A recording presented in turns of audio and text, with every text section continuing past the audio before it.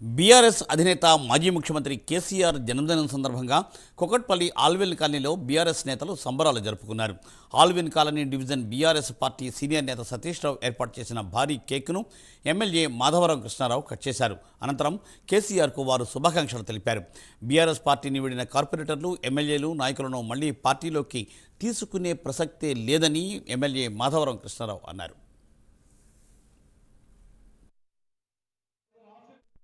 నుంచి కాంగ్రెస్లోకి వెళ్ళాడు. అవి మళ్ళీ ఎన్నికలు వచ్చే అవకాశం ఉందని ఊహాగానాలు వస్తున్నాయి కదా, దాని మీద రేపు చర్చించే అవకాశం ఏమన్నా ఉందా? కేసీఆర్ బీఆర్ఎస్ పార్టీ నుంచి ఎవరు వెళ్ళినా మళ్ళీ రివర్స్ తీసుకునే ప్రసక్తి బీఆర్ఎస్ పార్టీ లేదు. ఎవరైతే వెళ్ళిపోయినటువంటి కార్పొరేటర్లే కానీ, ఎమ్మెల్యేలే కానీ ఎవరు వెళ్ళిపోయినా వాళ్ళని మళ్ళీ వాపసు తీసుకునే పరిస్థితి బీఆర్ఎస్ పార్టీకి లేదు. వాళ్ళు వచ్చినా మళ్ళీ టికెట్ ఇచ్చే ప్రసక్తి లేదు. కాబట్టి ఈ జన్మదిన శుభాకాంక్ష తరపున నిరుపేదలు ఎవరైతే మాకు అండగా నిలబడ్డారో అధికారం పోయిన తర్వాత వాళ్ళని కాపాడుకుంటాం.